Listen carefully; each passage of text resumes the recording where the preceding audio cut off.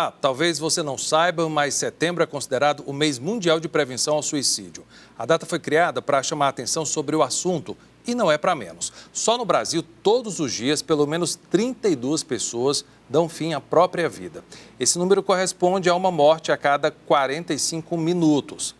Neste ano, o tema da campanha Setembro Amarelo é Agir Salva Vidas. O movimento é uma iniciativa do Centro de Valorização da Vida, da Associação Brasileira de Psiquiatria e do Conselho Federal de Medicina. E para falar sobre prevenção ao suicídio, está aqui comigo no estúdio o médico psiquiatra Dr. Fábio Gomes de Matos, que coordena o Programa de Apoio à Vida da Universidade Federal do Ceará.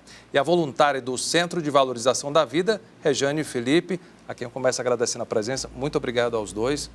Rejane, conta pra gente como é que funciona lá o trabalho do CVV.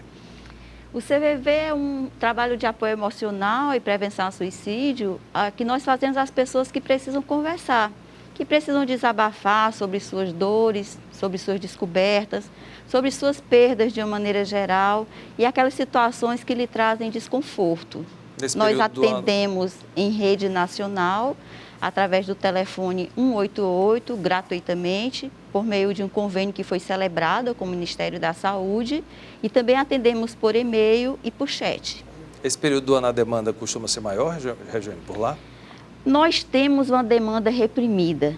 Todos os dias do ano, nós não conseguimos ainda ter um atendimento ótimo e dizer que a pessoa vai procurar o CVV e vai ser atendida de imediato. Então, na campanha do Setembro Amarelo, uma das ações que nós estamos adotando é de ter horas extras de atendimento, para que as pessoas esperem o menos possível serem atendidas. Perfeito. Doutor Fábio, o Pra Vida, como é que funciona? O Pra Vida funciona dentro de uma rede, né? Nós acreditamos que a doença mental, ela tem diferentes vieses, diferentes padrões, diferentes constelações de sintomas, né? Muitas vezes a pessoa está numa crise tão grande que tenta o suicídio. Essa pessoa deveria ser atendida no regime de internação hospitalar, porque a família, nem os parentes, nem aderentes têm expertise em lidar com aquele problema. Já outras pessoas que estão com a ideação bem mais sedada, bem mais tranquila, eles podem ser atendidos a nível ambulatorial. Mas pode detectar os pródromos, até antes da pessoa apresentar a ideação. Para isso é necessário que os clínicos gerais, do posto de saúde, as agentes comunitárias de saúde sejam treinadas para detectar aqueles quadros que possivelmente estariam gestando o suicídio, né? Então, o nosso trabalho no Pra Vida se insere dentro dessa rede em que nós atendemos ambulatorialmente, semanalmente, durante 3 meses, pessoas que têm uma ideação muito forte ou que tentaram o suicídio recentemente. Atendemos quase agora, finalizando aqui 2021, quase 3 mil pessoas nesses 17 anos de assistência. E esse trabalho em rede é fundamental para que a gente entenda que as instituições não deveriam ser estanques. Como assim? O paciente tem um prontuário no posto de saúde, tem outro prontuário no CAPS, tem outro prontuário no Hospital Universitário de Alto Cantilho. Isso não é razoável, é um retrabalho danado. E a gente não sabe o que aconteceu com ele, então a gente não tem uma visão clara do que de fato aconteceu com ele. Vai ter uma visão clara do que de fato ele nos está dizendo, das lembranças que ele teve dessas outras, atendimento dessas outras instituições. Então é importante a gente lembrar que o paciente que está em risco de suicídio, ele vem de uma família onde acontece suicídio. Então, famílias... Então, existe um histórico, onde geralmente. Existe um histórico. E como é que o sistema de saúde ignora isso? Ignora, né?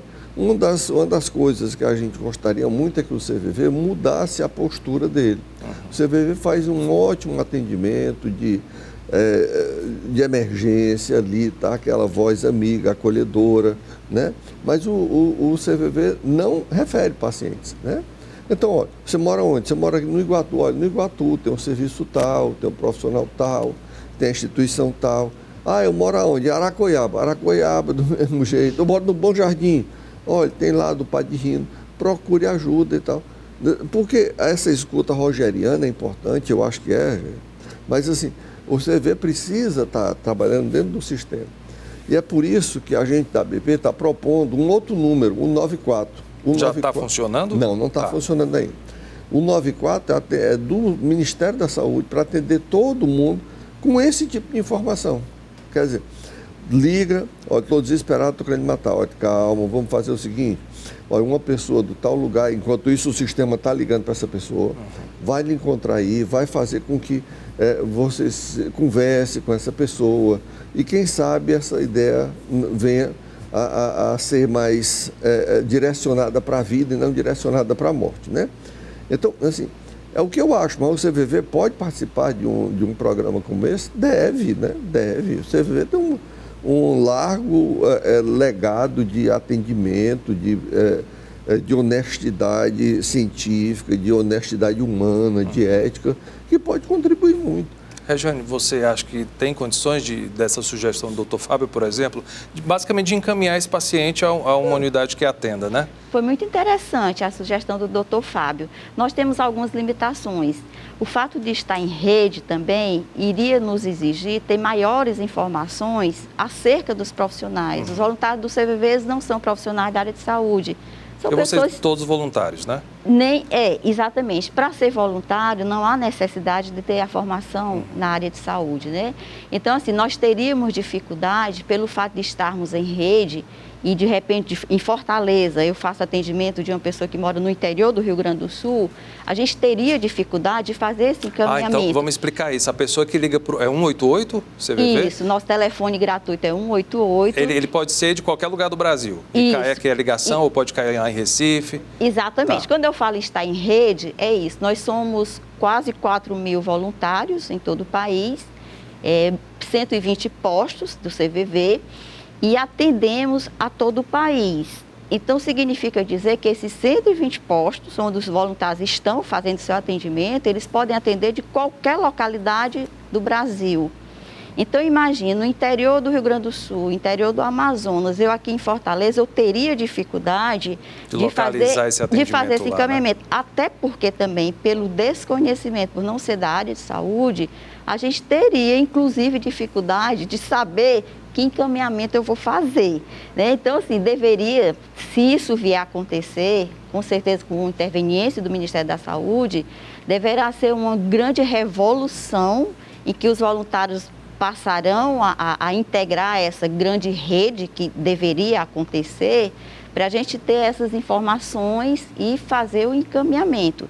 Eu posso dizer que até o momento a gente não sentou ainda para conversar sobre isso e como a gente funciona em rede, há toda uma diretoria do CVV constituída, essa diretoria precisaria sentar e para viabilizar alguma mudança nesse sentido. Mas no momento, né, dada a dificuldade de informações, nós não temos como fazer esse encaminhamento. Bem, a proposta está feita, a ideia, com certeza, os dois concordam que é fenomenal, né? Basta aí conversar para tentar agilizar e colocar em prática. Regiane, a pessoa quando liga lá para o CVV, ela está numa situação geralmente muito complicada, está muito sensível. Vocês têm esse parâmetro? Há situações em que as pessoas estão extremamente vulneráveis emocionalmente, há situações em que realmente a ideação suicida é muito forte, mas há situações também de muita solidão, uma solidão que muitas vezes eles chamam de solidão acompanhada, cercado de pessoas, mas que não conseguem serem ouvidas. Então, o diferencial do trabalho do CVV é porque a gente procura oferecer essa escuta acolhedora, uma escuta em que a gente não vai ter julgamento, não vai ter crítica e que a gente vai procurar compreender a dor daquela pessoa. E não vai ter nenhum parâmetro para a gente de entender que a dor é grande ou é pequena. É aquela situação, é aquela experiência que ele está vivenciando que ele vai compartilhar com a gente. E que fique claro que não tem relação com religião, vocês são abertos a qualquer tipo de ligação, né? Se Exatamente. For para ajudar. Exatamente. O CVV ele não tem partido político, ele não tem religião. E praticamente o voluntário do CVV, como ele vai acolher, ele vai compreender, ele vai atuar de uma forma muito respeitosa, compreensiva, ele vai procurar empatia, ele não teria espaço para discussões e que viessem a ter divergência, muitas vezes, para as pessoas que ligam até se sentirem pior do que como chegaram. Perfeito. Doutor Fábio, a pessoa quando liga para o CVV, por exemplo, ela está pedindo ajuda, isso já é um sinal de alerta? Com certeza. Eu acho fantástico essa prontidão do CVV em receber essa ligação, né? Porque a pessoa que está pensando em suicídio, ela não é suicida, ela está suicida, né? São momentos, ela é muito ambivalente em relação à própria morte. E eu não conheço nenhum suicida que queira morrer, eu não conheço nenhum. Nesses anos todos de psiquiatria do Pra Vida, eles querem acabar a dor. Aquela dor é tão intensa, é tão forte, que a única maneira de acabar aquela dor é se matando. Ele acha que é assim. Ele acha que é assim. E nós vamos demonstrar, junto com ele, que não, pode ser diferente, né? Essa dor pode ser gerenciada de uma forma diferente. Sim, o nosso atendimento é basicamente essas pessoas bem graves que tentaram suicídio ou que estão em planos muito fortes e uma ideação muito intensa em relação ao suicídio. Bacana. Olha, você acredita no poder da transformação? Pois a gente vai te mostrar um exemplo. É o Instituto Biedotti, aqui em Fortaleza, que foi criado para ajudar uma mãe a vencer o próprio luto de suicídio. Lucimara transformou a dor e o amor em vida. O trabalho hoje é um grande apoio para diversas outras famílias que passam por essa experiência. Muitas vezes, um perigo em silêncio. Um sofrimento escondido que pode levar a consequências sem volta. Um risco chamado suicídio. Segundo a Organização Mundial da Saúde, o suicídio é a segunda principal causa de morte de pessoas entre 15 e 29 anos. No Brasil, os casos aumentaram 65% entre pessoas com idades de 10 a 14 anos, num estudo realizado pelo Mapa da Violência.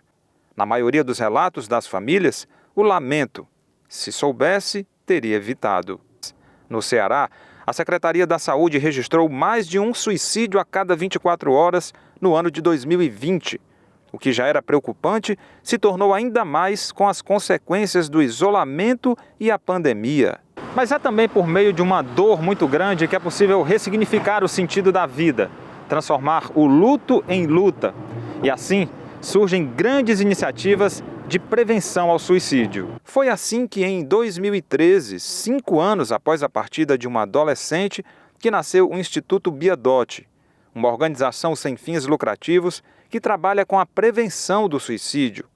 Desde então, várias vidas foram salvas, através de uma grande rede de profissionais e voluntários que se dividem no acolhimento e acompanhamento de quem está com o sofrimento que põe a vida em risco. As campanhas que vêm sendo feitas de prevenção do suicídio e cada vez mais vem se ampliando são importantes para que essas famílias tenham mais informação sobre como fazer prevenção, o que fazer quando perceber uma mudança de comportamento, quando perceber uma mudança de sentimentos, de atitude, de pensamento, tá certo? E onde procurar ajuda. Outros canais de ajuda são os Centros de Atenção Psicossocial, CAPS, ao todo 112 no Ceará, o Centro de Valorização da Vida, no telefone 188, o Corpo de Bombeiros, 193, e o Hospital de Saúde Mental de Messejana. Todos sempre disponíveis para evitar o pior e preservar a vida. A rede de apoio é fundamental, entende? Porque, assim, tem muitos jovens que já vêm de um sofrimento pela família. Então, se o jovem não tiver essa rede de apoio na família, o tratamento e o processo vai ser um pouco complicado.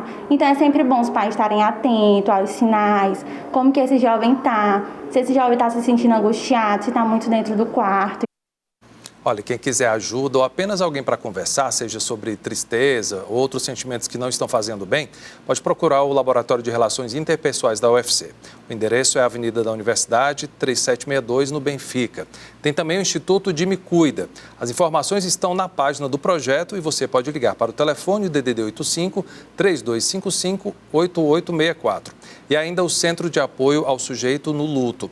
Eles estão nas redes sociais e o contato também pode ser feito pelo telefone no número 85 3109 6616. Esses trabalhos são importantes, vocês meio que funcionam como uma rede também, né? Todos se conhecem. Agora, não é uma rede formalizada. Formalizada, né? exato. Assim, eu vou te perguntar, Cristian, quanto CPF tu tem? Eu tenho um. Eu tenho um também. Você também? Também, com certeza. Todos nós só temos um CPF. E a resposta é simples. Por que nós temos um CPF? Porque o governo quer saber o que você faz com o seu dinheiro. Agora, vamos mudar a pergunta. Quantos prontuários você, telespectador, tem? Você já foi a médico, hospital, UPA, emergência? Quantos prontuários você já fez na sua vida? Eu aposto que você não sabe, eu também não sei quantos eu fiz.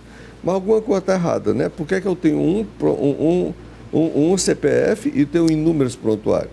Isso é um retrabalho que não tem sentido. Tinha que ter um prontuário único, igualzinho um CPF. E aí a gente podia fazer políticas públicas muito mais eficazes, porque a gente conhecia a população. O que é que estava acontecendo? Dado bem simples, onde acontece suicídio? Em famílias que já tiveram suicídio. Então, por que essas famílias que já tiveram suicídio não são acompanhadas com lupa ali, bem próximo? A gente sabe que um paciente com depressão, quando sai de alta, em 3 meses, ele tem 60% de cometer suicídio. Após a alta, por que a gente não acompanha com lupa esse pessoal? Por que é que quando vai marcar consulta no CAPS, depois do hospital, tem para 3, para 4, para 5 meses? Isso não é rede, isso é uma rede furada, né? A gente precisa fazer uma rede que seja realmente uma rede consistente, uma rede... Organização logística, né? Organização logística, com previsão, com referenciamento. Olha, eu estou te enviando tal paciente, recebe hoje, ele está aqui hoje, pronto, já veio, já está com a gente. Ter esse cuidado, né? Por que a taxa de suicídio no Brasil é tão alta? Porque eu acho que a gente se cuida muito pouco, nós todos brasileiros, né? E isso atinge o ponto máximo numa pessoa em solidão, como disse a Regiane, com desespero, em desamparo, com dependência química, depois de um divórcio, são os Ds, né? Os dedos do suicídio. E aí, o que é que ela vai pensar? Minha vida acabou. Né? Não tem gente que chegue lá junto. A gente precisa entender que a coesão social é fundamental. É por isso, Cristian, que nessa pandemia aumentou tanto taxa de depressão, de ansiedade. As pessoas mais ociosas. Ociosas. E de todas as doenças, inclusive o tema de hoje, que é a suicídio. Então, o que a gente precisa entender é que a gente tem que estar junto. A gente está fazendo um trabalho agora na UFC, em toda a UFC, chamado de Guardião da Vida. Então, Fábio, vamos deixar para falar do Guardião da Vida no próximo bloco? Tem que chamar o intervalo agora. Vem aí o primeiro intervalo do Cena Pública. Eu te convido para dar uma olhada nas nossas redes sociais. Tem Facebook, Instagram, é @TV Ceará, o canal da TVC no YouTube e o nosso WhatsApp, que é o 85984395005, para você participar. Manda aí tua sugestão. A gente volta já.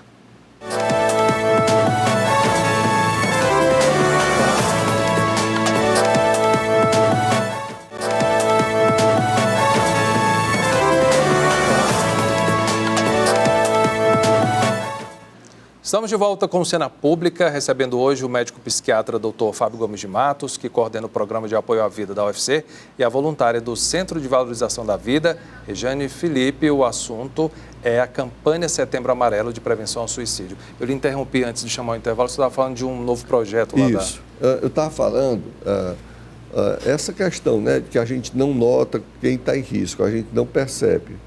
A gente está treinando toda a Universidade Federal do Ceará num programa chamado Guardiães da Vida, que foi muito bem aceito pela pró-reitora de Assuntos Estudantis, a professora Giovana Cartacho, e pela professora Mazé da Pedagogia, que nos auxiliaram muito como fazer isso de uma forma remota, de uma forma legal, de uma forma que seja importante.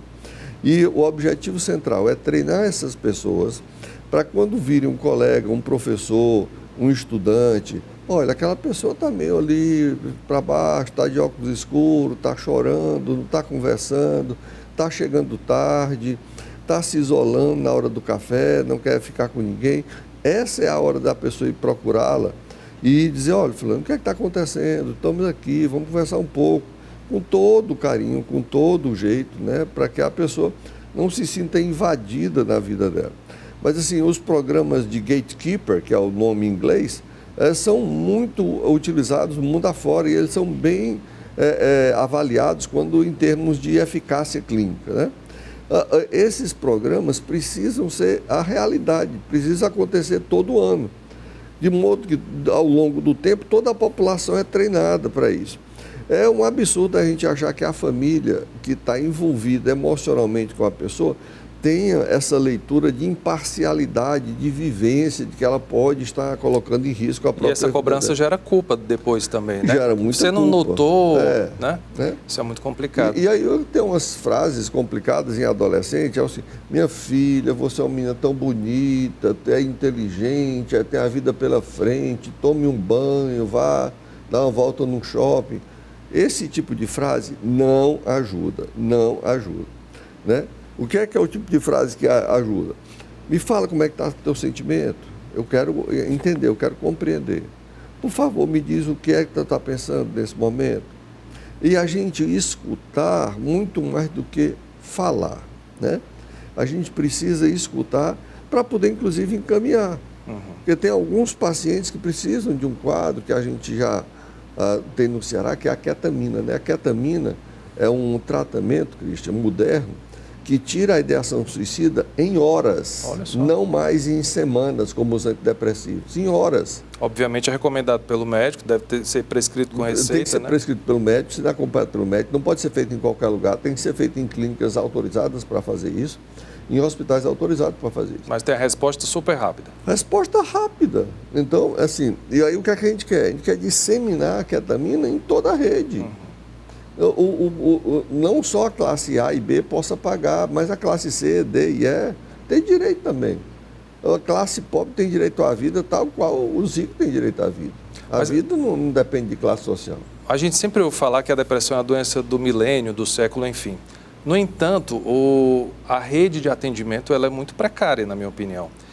Por exemplo, você vai num posto de saúde perto de casa, com todos esses sinais, o médico, geralmente um clínico geral, estudou uma vez a cadeira lá de psiquiatria na faculdade, poderia orientar, às vezes não tem para onde. É assim mesmo? Olha, baseado nesse, isso é assim mesmo. Você está dizendo, está tratando da realidade nua e crua. E para a gente mudar essa realidade, o que é que a gente vai fazer?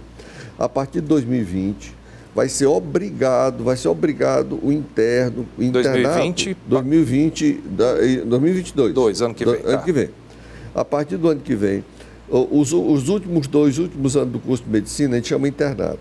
Vai ser obrigado para esse estudante que está no internato passar 2 meses compulsório na saúde mental. Para ele ter uma vivência melhor do que a transtorno mental. 2 meses nos 2 anos. Compulsório, ele vai estar lá. Aí você tem toda a razão em relação ao posto, em relação ao CAPS, e eu vou te dar uma cifra para você se assombrar. A Organização Mundial de Saúde, na década de 80, ela fez a seguinte pergunta: quais são as doenças que mais causam incapacidade? Eles não sabiam. Convocaram o Banco Mundial e disseram, tem um problema aqui, como é que a gente mede isso? Aí eles criaram uma sigla chamada DALY, Disability Adjusted Life Years. E o DALY é o do ano de incapacidade que aquela doença provoca na sua vida.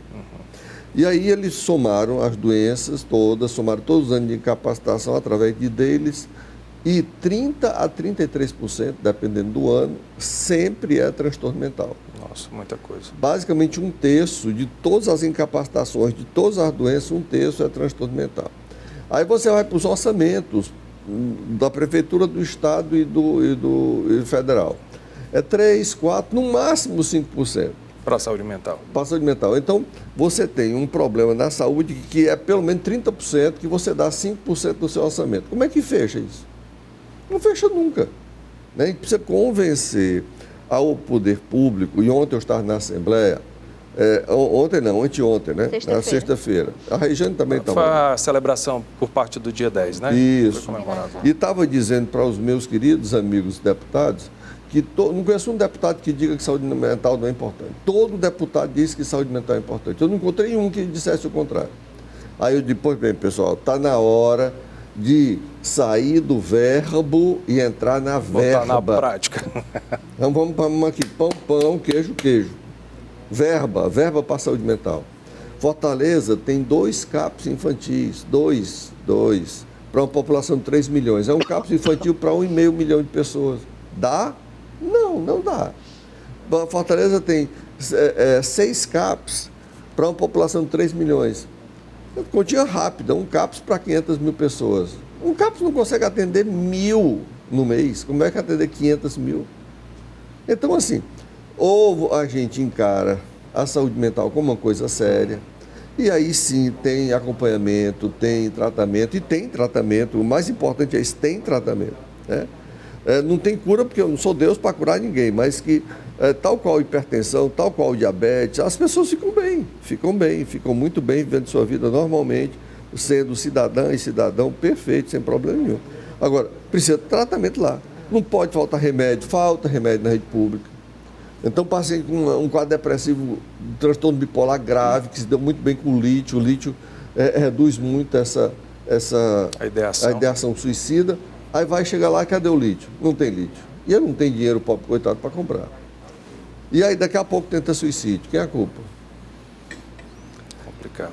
É uma conta que não fecha. Não fecha, né? Então, assim, é extremamente importante.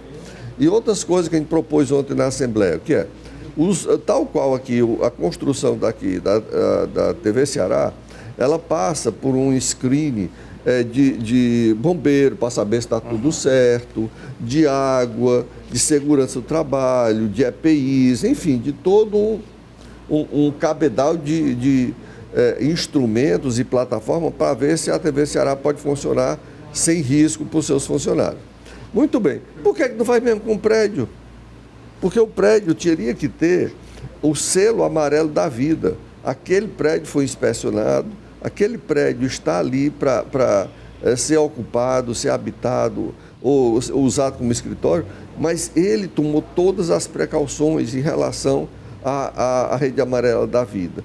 Por exemplo, as plataformas de lâminas de vidro de 1,80 m em cada vão que a pessoa pode se jogar. Uma rede no primeiro andar, que a pessoa se jogando e dessa rede apara, como tem em qualquer shopping center na Alemanha. Porque aqui colocam depois que acontece, né? Poderia ser preventivo, deveria ser preventivo. Pois é, Christian.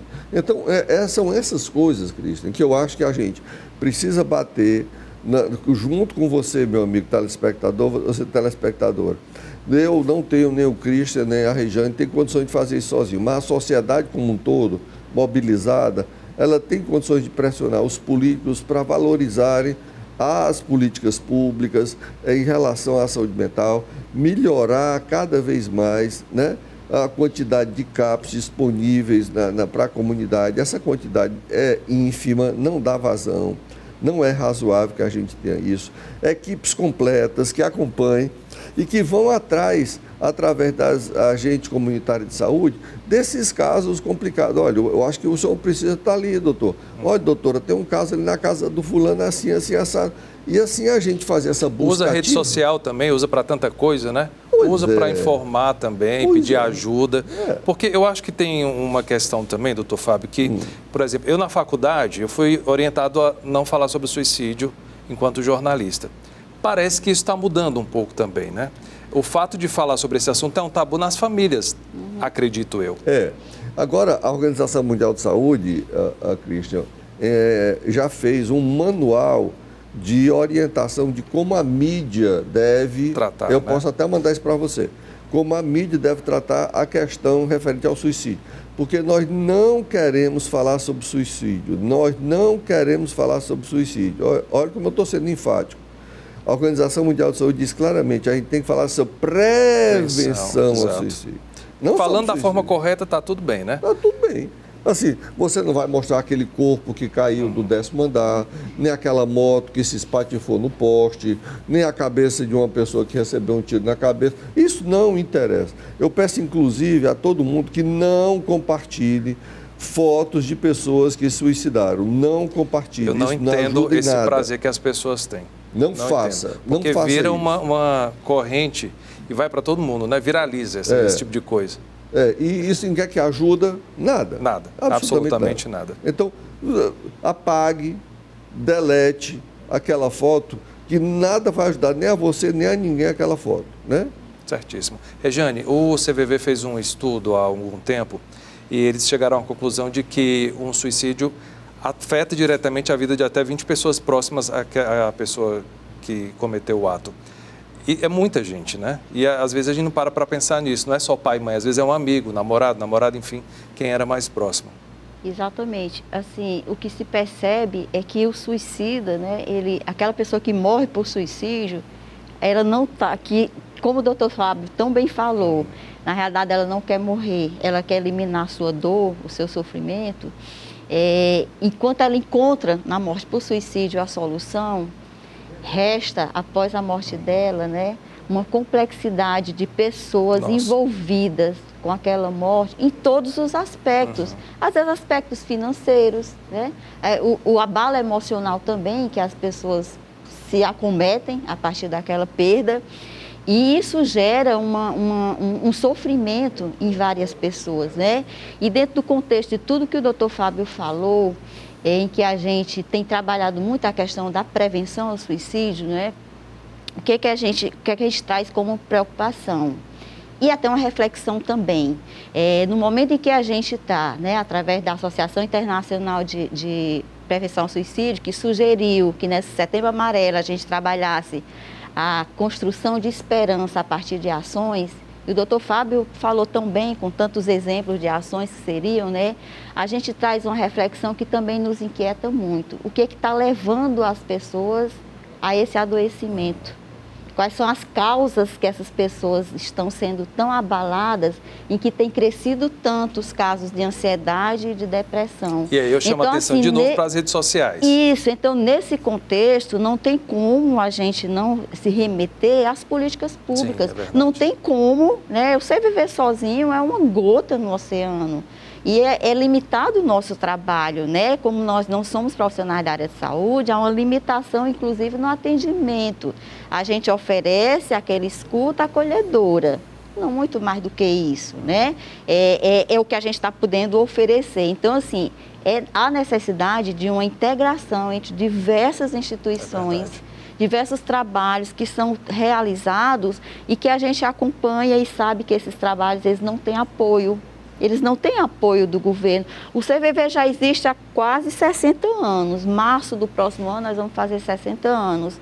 A partir de 2017 foi que o Ministério Público enxergou o CVV e conseguiu celebrar esse convênio que disponibilizou o telefone 188 gratuitamente, né? E a partir de 2018 a gente pôde estar em rede oferecendo, que inicialmente foi o Rio Grande do Sul o estado escolhido.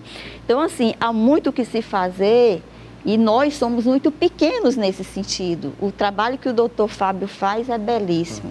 É referendado, é reconhecido em todos os cantos, né? E ele não para. O melhor é que a cada evento que a gente participe, que a gente acompanha as ações dele, ele tem um fato novo para trazer como uma esperança.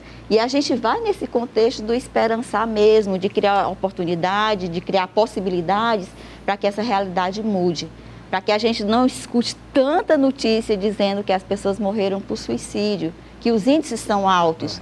E são mortes que eu não digo 100%, mas que pelo menos um grande percentual pudessem ser evitados a partir de uma acolhida, de um tratamento, de um diagnóstico dessas pessoas, né?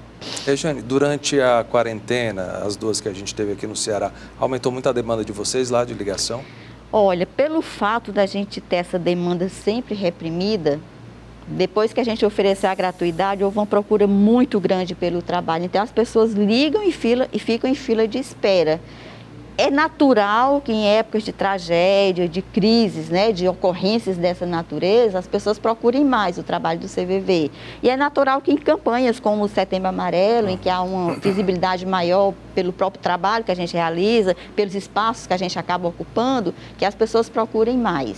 Então, assim, a gente continua recebendo muita ligação e é de uma forma até exponencial esse crescimento. Em 2017, a gente teve menos de 1 milhão de atendimentos, esses atendimentos ao ano. Esses atendimentos foram crescendo, no ano passado a gente teve mais de 3 milhões de atendimentos, né? E há uma tendência em que a gente tenha um valor superior a esse de atendimentos em 2021. Bacana, é trabalho que não acaba. Olha, um programa realizado pelo Ministério Público do Ceará, em parceria com o Governo do Estado, por meio da Vice-Governadoria, Prefeitura de Fortaleza, Unicef, entre outras instituições, realiza há 3 anos um trabalho de sensibilização e fortalecimento de políticas públicas de prevenção ao suicídio. Desde que foi criado o Vidas Preservadas, já capacitou mais de 380 psicólogos e beneficiou mais de 4 mil pessoas só no ano passado. O programa Vidas Preservadas é um movimento de parceria com a sociedade civil, com os poderes constituídos, com o voluntariado, conduzido pelo Ministério Público do Estado do Ceará desde 2018. Ele tem por objeto a prevenção e a pós-venção do suicídio por meio de ações estruturadas, por meio de parcerias, tanto no que diz respeito à sensibilização e visibilidade do tema, com a comunicação correta que merece, afastando os antigos tabus, como também a capacitação de uma rede de proteção com seus nós, com seus agentes, de forma que, de uma forma estruturada e articulada, se possa fazer com que alguém que com sofrimento psíquico, com ideação suicida ou mesmo em processo de execução de um ato, seja devidamente acolhido e encaminhado para os entes técnicos necessários e existentes a fim de que se supere essa situação. Então, o Vidas Preservadas possui hoje 116 municípios que aderiram, que estão produzindo seus planos, muitos já existem, outros em produção, de sorte que esses planos precisam ser depois transformados em lei, legislação local, para que tenha esse status de uma ação de Estado. Nesse mês de setembro, por conta do simbolismo que representa, desenvolve atividades de conscientização, de comunicação, de parceria e também de fortalecimento de políticas públicas, externando aquelas que foram objeto de avanços durante o ano e aquelas em planejamento e em análise. Então está aí o trabalho brilhante do Ministério Público Cearense de prevenção ao suicídio, intensificado agora no Setembro Amarelo. E o Cena Pública vai para um rápido intervalo, a gente volta daqui a pouco.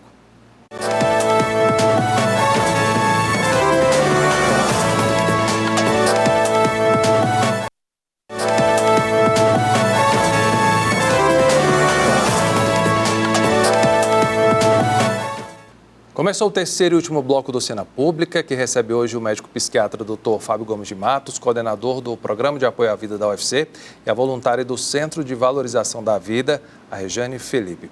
Dr. Fábio e Rejane, eu falei acho que umas 2, 3 vezes em redes sociais agora no programa, porque agora, há pouco tempo, a gente estava debatendo aquela brincadeira do desmaio, entre tantas outras que se vê aí, que causa ferimento e chega a matar muitas vítimas. É considerado suicídio isso, doutor Fábio? Assim, existe uma definição que não somos nós, é da própria Organização Mundial da Saúde. Se eu me coloco em situações de risco em que um desfecho clínico pode ser a morte, isso é uma tentativa de suicídio. Certo. Por exemplo, vamos pegar um exemplo bem prático de moto em alta velocidade, em Fortaleza. Se eu sou um rapaz, pego uma moto, dirijo a 140 km por hora e ela bate num poste, na Suécia isso é denominado de quê? Suicídio. No Brasil é denominado de acidente de trânsito. Nós somos absolutamente avessos a essa palavra acidente quando é dita a priori. Acidente pode existir? Pode, mas antes vamos investigar se não foi suicídio, se não foi homicídio, se não foi álcool, não foi droga, não foi N outras coisas antes de definir que foi acidente. Então, e isso é muito colocado, especialmente em jovens da periferia, motos extremamente possantes que servem como uma afirmação. Não usam capacete. Não usam capacete, isso é frescura, né? Então, assim, esse tipo de conduta é muito propício para que a pessoa possa se colocar num risco em que a morte é muito próxima dali. Então, isso é sim considerado tentativa de suicídio. E outra coisa que falando em política pública, que a Rejane, você falou também, tem política pública muito simples. A gente fez no ano passado, né, a administração Roberto Cláudio, no ano retrasado, né, a gente fez o Plano Municipal de Prevenção do Suicídio de Fortaleza. O plano já existe e está lá na Câmara. O que é política pública? É transformar esse plano em lei. E é o Estado pegar como mote esse plano municipal, aperfeiçoá-lo, ajustá-lo para o Estado e transformá-lo em lei. Porque quando vira lei, não pode mudar prefeito, pode mudar governo, vira lei. Vira lei. Então, assim, o que é que a gente quer? Que as coisas virem lei. Por exemplo, a gente quer que 10%, pelo menos 10% do orçamento público seja destinado à saúde mental, que tem 30%, que causem 30% de incapacitação de todas as doenças. A gente está pedindo um terço, mas já é melhorar muito. Então, são políticas públicas eficazes que são extremamente importantes. Nós estamos pesquisando agora a taxa de suicídio em jovens na periferia que vão à escola média por um turno e outros que vão por 2 turnos, que chama escola Tempo integral. Tempo integral. Nossos primeiros dados preliminares indicam que as escolas de tempo integral têm uma taxa de suicídio muito menor. Por quê? Porque lá tem professor de música, tem esporte, tem canto, tem cultura, tem formação de amigos, tudo de uma forma muito saudável. O estudante que vai um turno, aí o outro turno ele está livre para ser abordado por bandido, por facção, por droga, por todo o diabo de coisa ruim que não presta. Né? Então a escola funciona como uma salvaguarda, um porto seguro. Né? E por isso é que nós estamos apoiando fortemente esse movimento em prol da escola integral.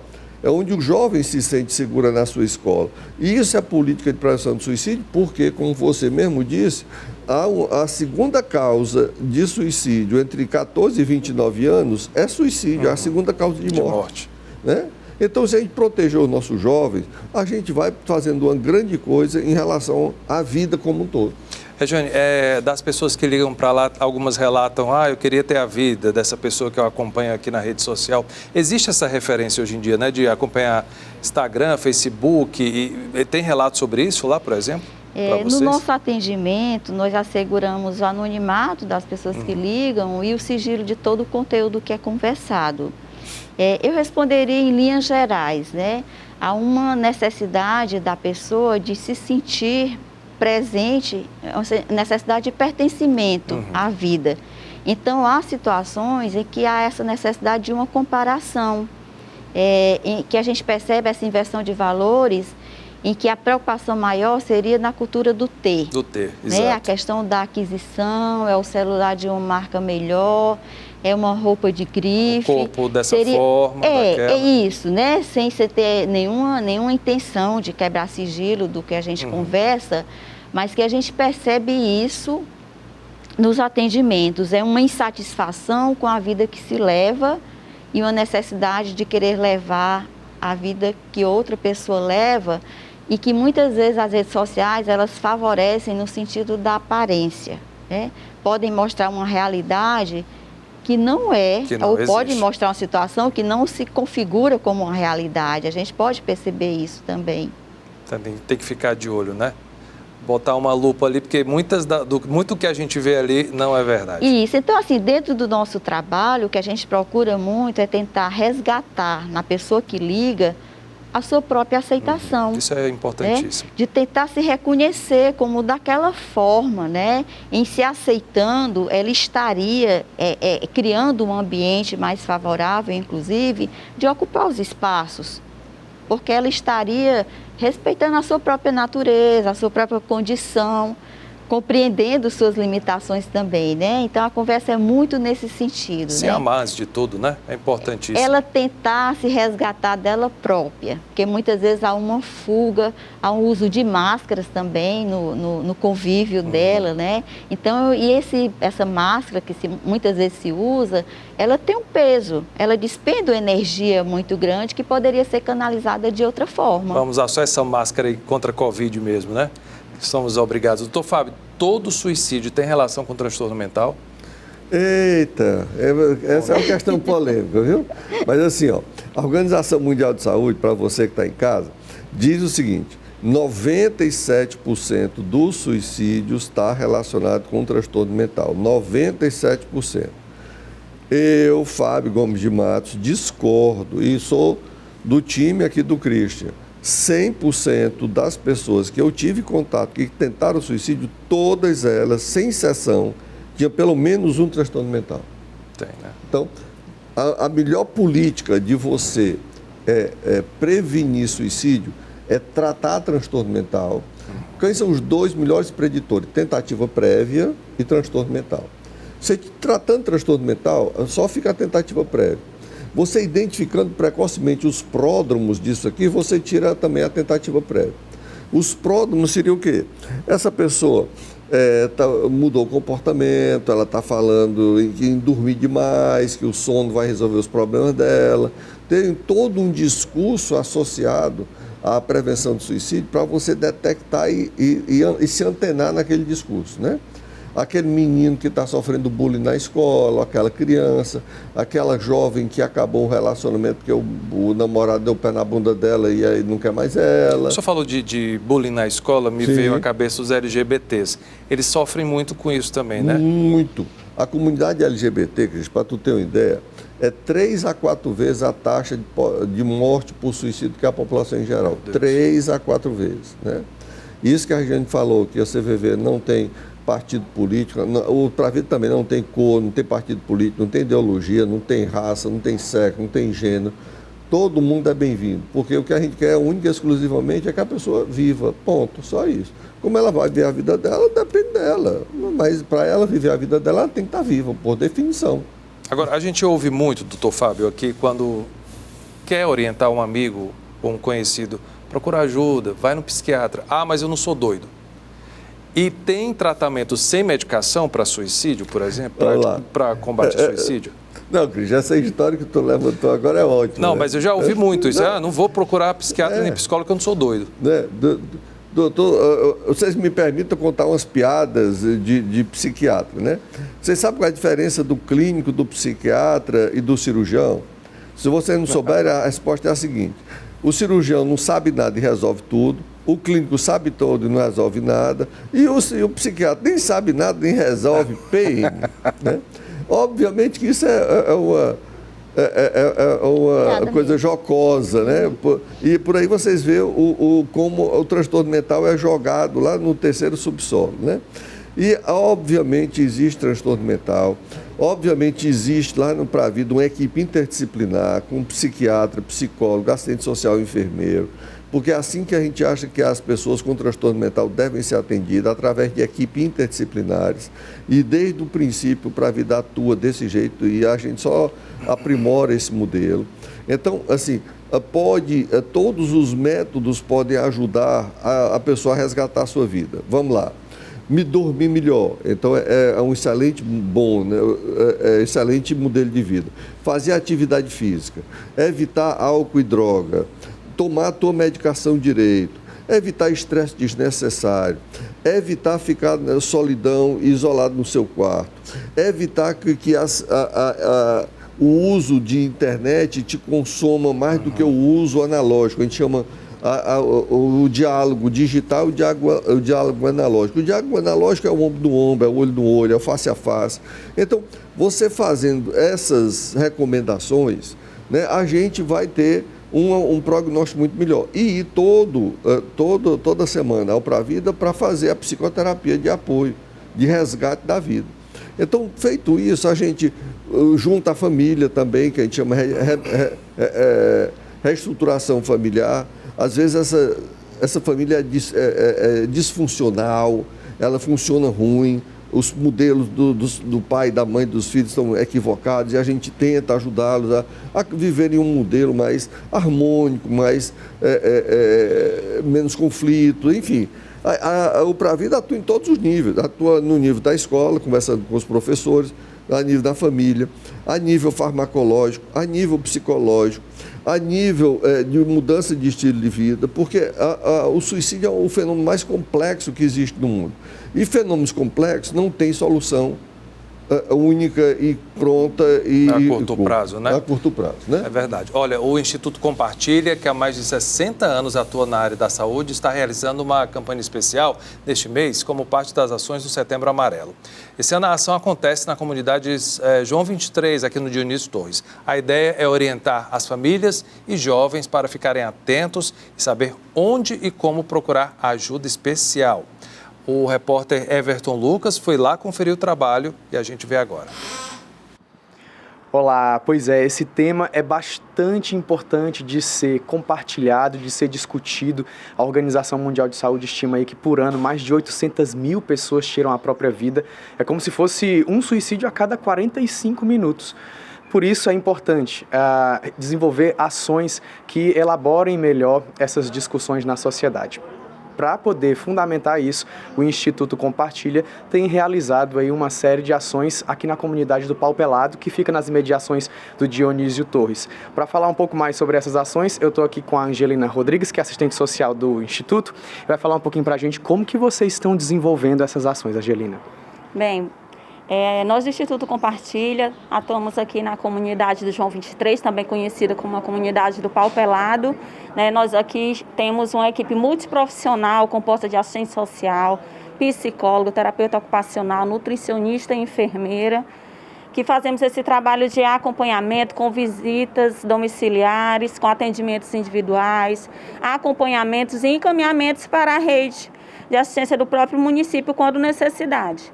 Então, mais do que nunca, esse mês de Setembro Amarelo, o mês de prevenção do suicídio, a equipe está atuante, fazendo visitas e sensibilizando a população em relação à importância de, aos primeiros sinais, já buscarem ajuda. É esse o nosso intuito aqui dentro da comunidade desse mês. Como você falou, vocês contam com a equipe multidisciplinar, né? Como que funcionam esses atendimentos? Vocês vão até as casas das pessoas? Elas vão ao encontro de vocês? Sim, especificamente nós fazemos esses atendimentos semanal. E nesse mês, em alusão ao Setembro Amarelo, o mês de prevenção do suicídio, nós estamos realizando visitas domiciliares para sensibilizar, como eu falei, a comunidade. Aqui nós temos crianças, jovens, mulheres, idosos e muitas vezes a equipe, com seu olhar sensível, acaba vendo, observando e através dessa observação a gente consegue fazer os devidos acompanhamentos. No próximo dia 20 vocês vão realizar uma ação bem específica com essa comunidade também, né? Sim, nós estamos planejando para o dia 21 realizar uma ação, como se fosse a culminância de todo esse momento, juntamente com a equipe e alguns moradores e moradoras aqui da comunidade. Importante esses profissionais estarem perto dessas pessoas, da comunidade, para poder a gente cada vez mais evitar o aumento desses números de suicídio. Exatamente. Por isso, que a instituição se preocupa tanto da gente ter esse estreitamento dos vínculos para que assim a gente formalize, sim, um trabalho conjunto, porque a gente sabe que não só a equipe ou não só a comunidade, mas tem que haver essa parceria, essa integração para que haja bons resultados, Ok, Angelina, obrigado pelas informações. Tá aí, o Instituto Compartilha há mais de 60 anos realizando aí esse trabalho junto às comunidades. Agora, nesse período do Setembro Amarelo, muito importante essa discussão acerca do suicídio. E, claro, se você está passando por algum problema ou conhece alguém que está passando por algum tipo de problema, fale, converse. Ninguém nunca está sozinho, tem sempre alguém para nos ajudar. Eu volto com você aí no estúdio. Bacana aí o recado do Everton, Regiane? É isso mesmo. Aproveita e convida o pessoal, quem estiver em casa assistindo, tem gente que tem vergonha às vezes de se comunicar, para falar lá com vocês no CVV.